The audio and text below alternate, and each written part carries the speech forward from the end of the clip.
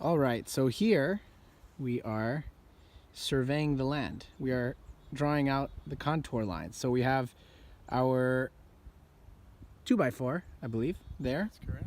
With a tube connected with water inside that has a bit of coffee in it, just to be able to see it a little easier.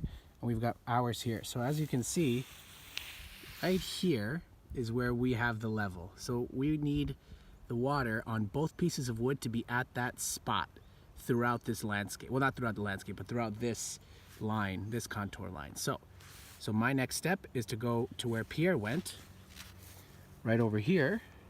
So I'm walking, and I'm walking, because he just put this little spot here. And so now I'm staying there, and now he's looking for the spot. So as Pierre looks for the spot, you'll see how the water goes up and down.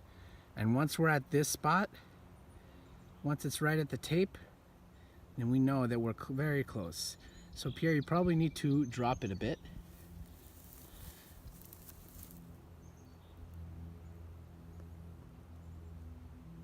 And it's hovering right around it. And that's how you do some contour lines. Low tech Low tech. for the win.